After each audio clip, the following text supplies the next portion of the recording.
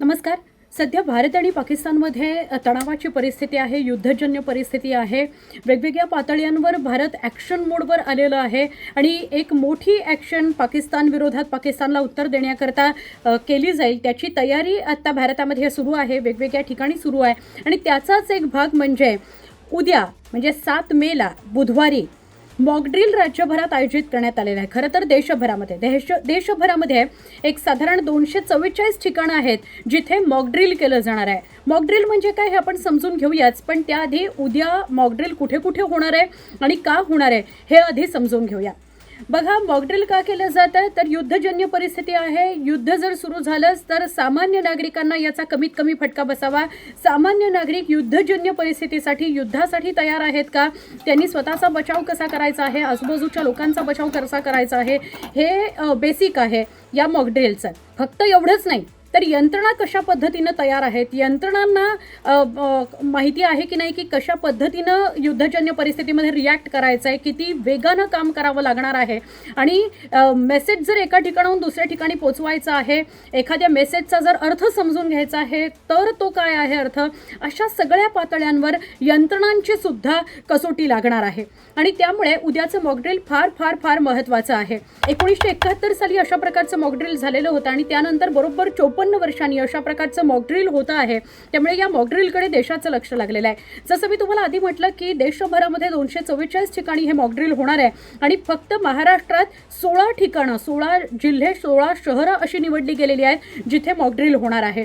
हे मॉकड्रिल कसं होणार आहे, कोण त्याचं नेतृत्व करेल, तर त्याविषयी सुद्धा थोडंसं समजून घेऊया. आज नवी दिल्लीमध्ये वेगवेगळ्या स्तरावर बैठका सुरू आहेत. केंद्रीय गृह मंत्रालयाच्या नेतृत्वात देशभरामध्ये हे मॉकड्रिल राबवलं जाईल. आता त्या मॉकड्रिलचे राबवण्याचे टप्पे कसे असतील ते केंद्रीय गृह मंत्रालयानं आदेश काढले. त्या राज्यांचे जे गृहसचिव असतात ते गृहसचिव जिल्हाधिकाऱ्यांना याची सूचना देतात आणि जिल्हाधिकारी आणि स्थानिक यंत्रणा जी असते ती त्या शहरामध्ये त्या जिल्ह्यामध्ये मॉकड्रिल राबवते. आता मॉकड्रिल कुठे कुठे होणार आहे, महाराष्ट्रात 16 ठिकाणी मॉकड्रिल होणार आहे. ते कुठे कुठे होणार आहे ते आपण थोडंसं समजून घेऊया. अर्थातच पहिलं शहर आहे आर्थिक राजधानी मुंबई. मुंबई, उरण आणि तारापूर अशा 3 ठिकाणी हे मॉकड्रिल केलं जाणार आहे. या मॉकड्रिलचे 3 टप्पे करण्यात आलेले आहेत.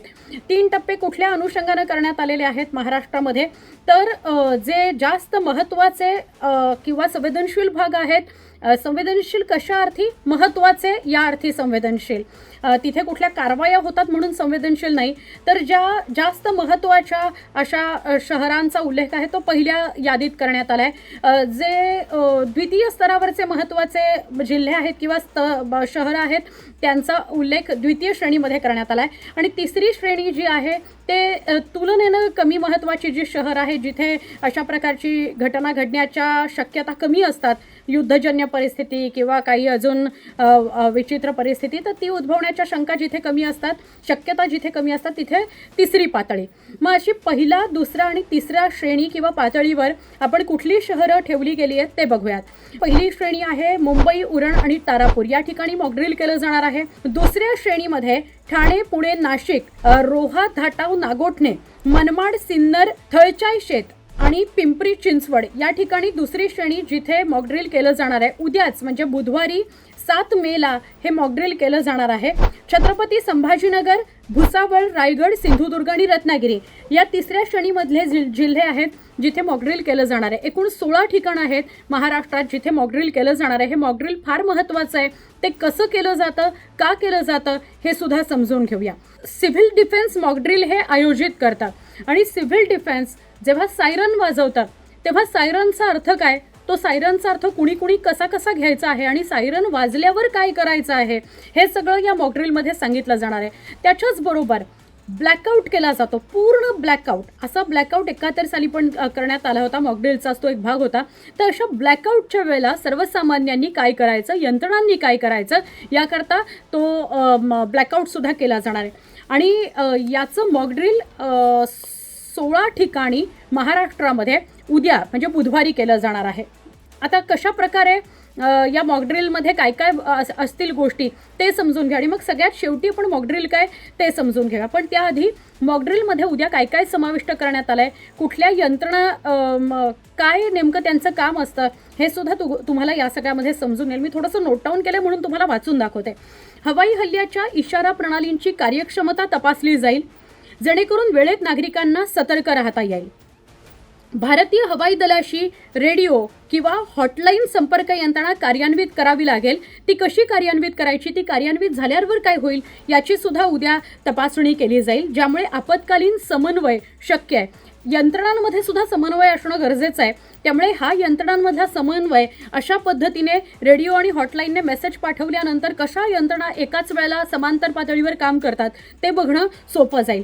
नियंत्रण कक्ष आणि त्यांच्या पर्यायी नियंत्रण कक्षांची कार्यपद्धती तपासता येईल या मॉकड्रिलमुळे, जेणेकरून किती क्विक आपल्याला रिस्पॉन्स द्यायचा आहे ते समांतर पातळीवर या मॉकड्रिलमुळे कळू शकेल. नागरिक, विद्यार्थी, कर्मचारी यांना नागरी संरक्षणासंबंधी प्रशिक्षण दिलं जाईल, जेणेकरून ते संकटाच्या प्रसंगी स्वतःचं आणि आजूबाजूच्यांचं रक्षण करू शकतील. विद्यार्थी, कारण NSSचे विद्यार्थी असतात त्यांना या प्रकारचं प्राथमिक शिक्षण दिलेलंच असतं. काही सामान्य नागरिक जे खूप ॲक्टिव्ह असतात, ज्यांची सद्सद्विवेकबुद्धी जागृत असते, ज्यांना कळतं की आलेली जी परिस्थिती आहे त्याला कशा प्रकारे योग्य पद्धतीने रिॲक्ट करायचं, त्या सगळ्यांना प्रशिक्षण दिलं जाईल. अत्यंत प्राथमिक स्वरूपाचं प्रशिक्षण असेल. जी स्थानिक यंत्रणा आहे ती लोक निवडतील, विद्यार्थी निवडतील आणि त्यांना प्रशिक्षित केलं जाईल.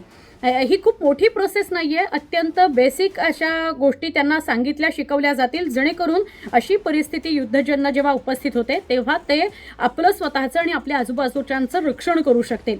ब्लॅकआउट उपाययोजना तपासणे. ब्लॅकआउट उपाययोजना तपासणे म्हणजे काय? जेव्हा पूर्णपणे ब्लॅकआउट केला जातो तेव्हा नागरिकांनी कशा पद्धतीनं त्यावर रिॲक्ट करायचं आहे, त्यावेळी काय करायचं आहे, ब्लॅकआउट होतं तेव्हा काय नेमकं करणं अपेक्षित आहे हे सुद्धा उद्या तपासलं जाईल. म्हणजे हवाई हल्ले जेव्हा होतात तेव्हा हवाई हल्ल्यांमध्ये ब्लॅकआउट असतो, हवाई हल्ले होत असतात, त्यावेळेला स्वतःचा बचाव कसा करायचा हे उद्या स्पष्ट होईल आणि त्याची चाचपणी सुद्धा होईल. म्हणजे खरं तर रंगीत तालीमच होईल. महत्त्वाच्या प्रकल्पांचे लवकर कॅमोफ्लॉज करून त्यांना सुरक्षित वाढवणे, म्हणजे त्यांना कशा पद्धतीने लपवता येईल. मोठे मोठे जे प्रकल्प आहेत जे आता होऊ घातलेले आहेत त्यांना डॅमेज होऊ नये म्हणून त्यांना कशा प्रकारे लपवता येईल याचा सुद्धा आढावा उद्याच्या मॉकड्रिलमध्ये कदाचित घेतला जाऊ शकतो. वॉर्डन सेवा आहे, अग्निशमन, बचाव कार्य आहे, आपत्कालीन यंत्रणा आहे, याची कार्यक्षमता तपासली जाईल. सगळ्यात महत्त्वाचं असं की नागरिकांना अलर्ट केलं जाईल. नागरिकांनी अशा परिस्थितीमध्ये कसं रिस्पॉन्स करायचा आहे, कसा प्रतिसाद द्यायचा आहे, कसं वागायचं आहे या संदर्भातलं उद्याचं रंगीत तालीम असेल. आणि त्याचबरोबर स्थानिक यंत्रणा किती क्विक काम करत आहेत, कशा व्यवस्थित काम करत आहेत हे सुद्धा उद्या मॉकड्रिलच्या माध्यमातून तपासलं जाईल. आपत्कालीन स्थितीमध्ये नागरिकांचं सुरक्षित स्थलांतर जर करावं लागलं तर ते कसं करायचं, याची काही योजना तयार करता येईल का, याचं सुद्धा मूल्यमापन उद्या केलं जाणार आहे. आता एवढं सगळं मी खरं तर घाईघाईने बोलते आहे ते मॉकड्रिल संदर्भात बोलते आहे. आणि मॉकड्रिल कधी आहे तर मॉकड्रिल उद्या आहे बुधवारी 7 मेला. महाराष्ट्रात 3 टप्प्यांमध्ये 3 श्रेणींमध्ये जिल्हे विभागले गेलेले आहेत आणि त्यानुसार मॉकड्रिल केलं जाणार आहे. प्रत्येक जिल्ह्यामध्ये कदाचित कमी जास्त प्रमाणात वेगवेगळी मॉकड्रिलची पद्धत असू शकेल, कारण स्थानिक यंत्रणा मॉकड्रिल करणार आहेत. पण मॉकड्रिलचा उद्देश आणि उद्दिष्ट एकच आहे, ते म्हणजे भारत पाकिस्तानच्या तणावाच्या पार्श्वभूमीवर जर भारत काही एक मोठी ॲक्शन करत असेल तर त्याला रिॲक्शन येईलच. आणि जर रिॲक्शन आली, युद्धजन्य परिस्थिती निर्माण झाली, काही अनुचित गोष्टी आपल्या समोर येऊन उभ्या ठाकल्या तर त्याला मात्र देशभरातल्या सगळ्या नागरिकांनी अत्यंत ठामपणे सामोरं जायला हवं आणि त्याकरता थोडीफार तयारी आपली असायला हवी. म्हणून हे मॉकड्रिल केलं जात आहे. मॉकड्रिल म्हणजे काय? अत्यंत सोप्या भाषेत जर सांगायचं झालं तर रंगीत तालीम. रंगीत तालीम कुणाची? तर समजा उदाहरण घ्या की आपल्याला एखादं नाटक बसवायचं आहे आणि ते सादर करायचं आहे, तर आपण त्याची रंगीत तालीम करतो, आपण त्याची प्रॅक्टिस करतो. त्याचप्रमाणे जर युद्धजन्य परिस्थिती निर्माण झाली तर सामान्य नागरिकांनी घाबरून न जाता, पळापळ न करता, गोंधळ न घालता आपल्याला स्वतःला कसं वाचवायचं, आपल्या आजूबाजूच्यांना कसं वाचवायचं, आपण जर सायरन वाजला तर त्यावेळेला काय ॲक्शन आपली असायला पाहिजे, या सगळ्याचं प्रशिक्षण, या सगळ्याचा सराव हा या मॉकड्रिलच्या माध्यमातून होतो. आता सायरन वाजला तर काय करायचं? सायरन वाजला तर त्याच्या काही सायन्स आहेत, त्या सायन्स लक्षात घेऊन त्यानुसार रिॲक्ट करणं आपण गरजेचं आहे. म्हणजे सायरन वाजला तर आपल्याला कुठं लपायचं आहे, कुठल्या ठिकाणी लपायचं आहे, काही तळघर असेल तर तिथे लपता येईल का, कुठली अशी गोष्ट जिथे लपलं तर कोणाला लक्षात येणार नाही अशा ठिकाणी लपता येईल का, आणि मग ते जास्तीत जास्त लोकांना घेऊन कसं लपता येईल यासाठी प्रयत्न करणं. जर काही स्थलांतर करावं लागलं लोकांचं तर यंत्रणा कशा पद्धतीने ते स्थलांतर करतील आणि त्यांना आपण कसा प्रतिसाद, म्हणजे नागरिकांनी कसा प्रतिसाद द्यायचा आहे त्याचं एक प्रशिक्षण उद्या दिलं जाईल. त्याच्याबरोबर समजा जर ब्लॅकआउट झाला पूर्ण, समोरचा जो देश आहे, समोरचं जर शत्रू राष्ट्र आहे तो जर हवाई हल्ले करत असेल किंवा वेगवेगळ्या पद्धतीने जर त्यांचे हल्ले आले तर ते कमीत कमी नुकसान करतील याकरता ब्लॅकआउट केलं जातं. आणि या ब्लॅकआउटच्या काळामध्ये जिथे ब्लॅकआउट झालेला आहे ज्या देशात, म्हणजे समजा भारतात ब्लॅकआउट झालेला आहे तर भारतात त्या ठिकाणच्या, ज्या ठिकाणी ब्लॅकआउट झाले त्या ठिकाणच्या नागरिकांनी काय वागायचं आहे, त्या ठिकाणी ब्लॅकआउट झालं म्हणजे आपली रिॲक्शन काय असली पाहिजे हे समजून घेण्याकरता हे मॉकड्रिल आहे. सोप्या भाषेत रंगीत तालीम. उद्या सगळ्यांनी तयार राहायचं आहे, आपलं पूर्ण सहकार्य करायचं आहे.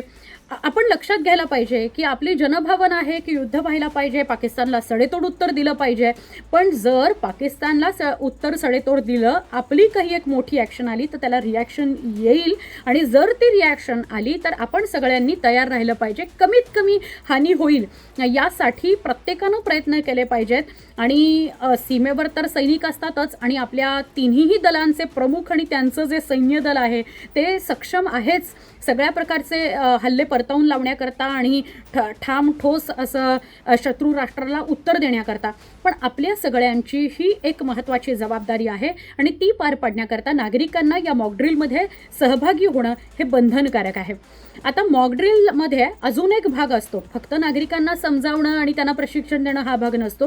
तर आत्ता ज्या कार्यरत असलेल्या स्थानिक यंत्रणा आहेत, ज्या आपत्कालीन परिस्थितीमध्ये, युद्धजन्य परिस्थितीमध्ये काम करतात, ॲक्च्युअल ग्राउंड वर्क करतात, ते त्या सगळ्या यंत्रणा कार्यान्वित आहेत की नाही, त्यांचं साहित्य कार्यान्वित आहेत की नाही, त्यांचे फोन असतील किंवा त्यांचे टॉवर्स असतील, त्यांच्या संपर्क करणाऱ्या वेगवेगळ्या यंत्रणा असतील, तर या सगळ्या तयार आहेत की नाही ह्याच्यासाठी सुद्धा सराव गरजेचा असतो. आणि त्यामुळे हा सराव मॉकड्रिल, म्हणजे हे जे मॉकड्रिल आहे हा जो सराव आहे तो यंत्रणांना सुद्धा महत्त्वाचा ठरणार आहे. यंत्रणा किती सक्षम आहेत, किती रेडी आहेत या परिस्थितीला तोंड देण्याकरता, आणि जर त्या नसतील तर येत्या काळामध्ये त्या यंत्रणा सक्षम करणं अशा प्रकारचं सुद्धा एक उद्दिष्ट या मॉकड्रिल समोर असतं.